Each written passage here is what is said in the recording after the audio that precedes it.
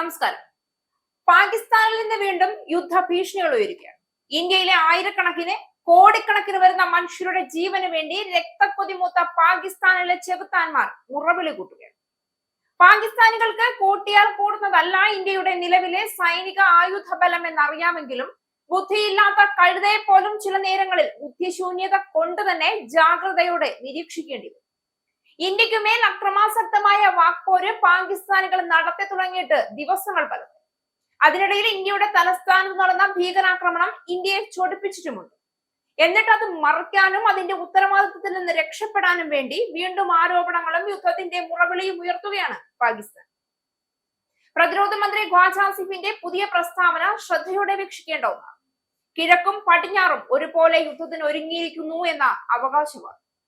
പക്ഷെ ചോദ്യം ഇതാണ്, ഇത് യഥാർത്ഥത്തിൽ എന്തിനേയും നേരിടാമെന്നുള്ള പാകിസ്ഥാന്റെ ധൈര്യമാണ്, അതോ ഇന്ത്യയുടെ ശക്തിയെ മറച്ചുവെക്കാനും തൽക്കാലം ഇന്ത്യയുടെ തിരിച്ചടിയിൽ നിന്ന് രക്ഷപ്പെടാനുമുള്ള ഒരു രാഷ്ട്രീയ തന്ത്രം? ഖ്വാജ ആസിഫ് നടത്തിയ പ്രസ്താവനയിൽ ഒരു കാര്യം വ്യക്തമാണ്, അത് അന്തർദേശീയ തലത്തിൽ വല്ലാത്ത സമ്മർദ്ദമാണ് പാകിസ്ഥാൻ നേരിടുന്നത് എന്നതാണ്. തുടർച്ചയായി പാകിസ്ഥാനികൾ നടത്തിക്കൂട്ടുന്ന അക്രമത്തെയും തീവ്രവാദത്തെയും പ്രോത്സാഹിപ്പിക്കാനുള്ള ക്രൂര വിനോദത്തിനെതിരെ ഒട്ടുമിക്ക രാജ്യങ്ങളും ഇപ്പോൾ ശബ്ദം ഉയർത്തി കഴിഞ്ഞ പശ്ചാത്തലത്തിൽ പാകിസ്ഥാനികൾ നടത്തുന്ന ഒരു നാടകം മാത്രമാണ് ഈ ഭീഷണി. എന്നാൽ അത്തരം ജൽപ്പനങ്ങൾ അതിരുവിട്ടാൽ രാജ്യത്തിന്റെ അഭിമാനത്തിനും അന്തസ്സിനും കളങ്കം വരുത്തിയാൽ മറുപടി കൊടുക്കേണ്ടത് രാജ്യത്തിന്റെ ഉത്തരവാദിത്വമാണ്. സാമ്പത്തിക പ്രതിസന്ധി, താലിബാൻ അതിക്രമങ്ങൾ, ഭീകര സംഘടനയുടെ നിയന്ത്രണക്കുറവ്, ഈ എല്ലാവിധ സമ്മർദ്ദങ്ങളും മറയ്ക്കാൻ യുദ്ധപ്രചരണങ്ങൾ തുടങ്ങുന്നു. അത് ഇന്ത്യയെ മുൻനിർത്തി തന്നെയാണ് പാകിസ്ഥാൻ നടത്തുന്നത് എന്നതാണ് ശ്രദ്ധിക്കേണ്ടത്. ഈ രീതിയിൽ അവരുടേതായ ആഭ്യന്തര പരാജയങ്ങൾ മറച്ചുവെക്കാനുള്ള രാഷ്ട്രീയ ഡ്രാമ തന്നെയാണ് ഇപ്പോൾ ലോകം കാണുന്നത്. സമാധാനത്തെ വിലമതിക്കുന്ന ശക്തിയാണ് ഇന്ത്യ. ഭാരതം ഒരു ആണവ ശക്തിയാണ്. ലോകത്തിലെ മികച്ച സൈനിക സംവിധാനങ്ങളിൽ ഒന്നാണ് ഇന്ത്യയുടെ പ്രതിരോധ സംവിധാനം. എന്നാൽ ഇന്ത്യ ഒരിക്കലും യുദ്ധം ആഗ്രഹിക്കുന്ന രാഷ്ട്രമല്ല. ഇന്ത്യ സമാധാനം ആഗ്രഹിക്കുന്ന, കാക്ഷിക്കുന്ന രാജ്യമാണ്.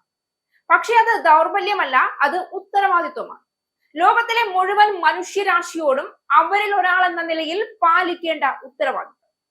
അതിനാൽ തന്നെ പാകിസ്ഥാന്റെ ഇത്തരം യുദ്ധമുറവിളികൾ ഇന്ത്യയെ ഒരിക്കലും ബുദ്ധിമുട്ടിക്കുന്നില്ല. കാരണം ഇന്ന് ലോകം മുഴുവൻ അറിയുന്ന ഒരു സത്യമുണ്ട്, ഇന്ത്യ ഉചിതമായ സമയത്ത് ഉചിതമായ രീതിയിൽ പ്രതികരിക്കാൻ അറിയുന്ന രാഷ്ട്രമാണ് എന്ന്. 2016 സർജിക്കൽ സ്ട്രൈക്ക് മുതൽ ബാലാകോട്ട് എയർ സ്ട്രൈക്ക് വരെ, ഒടുവിൽ ഓപ്പറേഷൻ സിന്ധൂർ വരെ ഇന്ത്യയുടെ സൈനിക ശക്തി ലോകം കണ്ടിട്ടുണ്ട്. പാകിസ്ഥാനികൾക്ക് യഥാർത്ഥത്തിൽ ഇന്ത്യയോട് യുദ്ധം ചെയ്യാൻ കഴിയുമെന്ന ധൈര്യം അല്ലെങ്കിൽ വിശ്വാസം അവർക്കു തന്നെയുണ്ടോ? അതിന് ചില വസ്തുതകൾ കൂടി പരിശോധിക്കണം. സാമ്പത്തികമായി തകർന്ന പാകിസ്ഥാൻ, IMF-നോട് സഹായത്തിനായി യാചിച്ചു നിൽക്കുന്ന അവസ്ഥ, ഇന്ധനം വാങ്ങാൻ പോലും പണമില്ലാത്ത രാഷ്ട്രം, സൈനിക ചെലവുകൾ ഉയർത്താൻ കഴിയാത്ത സാഹചര്യം, പാകിസ്ഥാനിലെ ജനങ്ങൾ തന്നെ പാകിസ്ഥാൻ ഭരണകൂടത്തോട് യുദ്ധം പ്രഖ്യാപിച്ചിരിക്കുന്ന കാലം, വെള്ളത്തിന് പോലും ഗതികെട്ട അവസ്ഥയിൽ നിൽക്കുന്ന പാകിസ്ഥാൻ. ഈ സാഹചര്യത്തിൽ യുദ്ധം, അത് പാകിസ്ഥാൻ ഒരു സ്വപ്നം പോലും കാണാൻ കഴിയുന്ന കാര്യമല്ല. താലിബാന്റെ സമ്മർദ്ദത്തിൽ പാകിസ്ഥാൻ വിറങ്ങലിക്കുന്നു എന്നത് എന്നാൽ വാസ്തവവുമാണ്.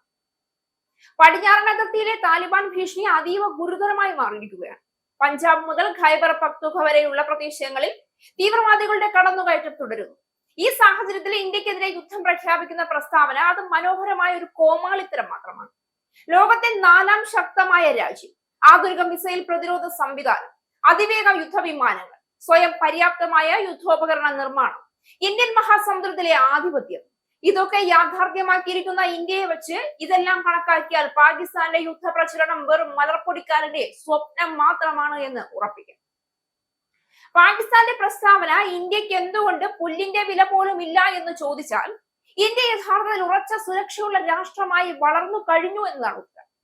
ഭാരതത്തിലെ സൈനിക നേതൃത്വം, ലോകോത്തര നയതന്ത്ര നിലപാട്, അന്തർദേശീയ പിന്തുണ, സ്വയംഭരണവും ജനാധിപത്യവും, ഇതെല്ലാം ഇന്ത്യയെ ശക്തിയും ഉത്തരവാദിത്വവുമുള്ള രാഷ്ട്രമാക്കി വളർത്തിയിരിക്കുന്നു. പാകിസ്ഥാൻ ഭീഷണിപ്പെടുത്തുന്നു എന്നതുകൊണ്ട് ഇന്ത്യ പ്രക്ഷുബ്ധമാകുന്നില്ല. കാരണം ഇന്ത്യ തന്റെ രാഷ്ട്ര സുരക്ഷ ഇതിനോടകം തന്നെ ഉറപ്പാക്കിയിട്ടുണ്ട്. ഇന്ത്യക്ക് പ്രതികരിക്കാൻ കഴിവും മനസ്സും ഉപകരണങ്ങളും സൈന്യവും പിന്തുണയും. നയതന്ത്രപരമായ ഇന്ത്യയുടെ മേൽക്കൈ അന്താരാഷ്ട്ര വേദികളിൽ ഇന്ത്യയുടെ സ്വാധീനം വർദ്ധിപ്പിച്ചിരിക്കുകയാണ്. US, Russia, France, Japan, European union എല്ലാവരും തന്നെ ഇന്ത്യയോട് അടുത്ത ബന്ധം പുലർത്തും. പാകിസ്ഥാൻ എന്ത് പറഞ്ഞാലും ലോകം ഇന്ത്യയുടെ ഉത്തരവാദിത്വം തിരിച്ചറിഞ്ഞിരിക്കും. മറ്റൊരു പ്രധാന കാര്യം, ലോകം പാകിസ്ഥാന്റെ ഭീകരവൽക്കരണ ചരിത്രം കൂടി കണ്ടു കഴിഞ്ഞു എന്നുള്ളതാണ്. ഇന്നത്തെ ഇന്ത്യ 10 വർഷങ്ങൾക്ക് മുൻപുള്ള ഇന്ത്യയല്ല, ഇത് മോദിയുടെ ഇന്ത്യയാണ്. ആധുനിക ഉപഗ്രഹ നിരീക്ഷണം, drone patrolling, digital command control, സ്വയം പ്രവർത്തിക്കുന്ന അതിർത്തി സുരക്ഷാ സംവിധാനം, ഇവയെല്ലാം നേടി ഇന്ത്യ ഇന്ന് അതിർത്തികളിൽ പൂർണ്ണ കരുതലിലാണ്. പാകിസ്ഥാന്റെ ഭീഷണി വെറും രാഷ്ട്രീയ വേദിയിലെ കപല പ്രസംഗം മാത്രമാണ്. എന്നാൽ ഇന്ത്യയുടെ പ്രതിരോധവും സ്വാഭിമാനവും യഥാർത്ഥമാണ്.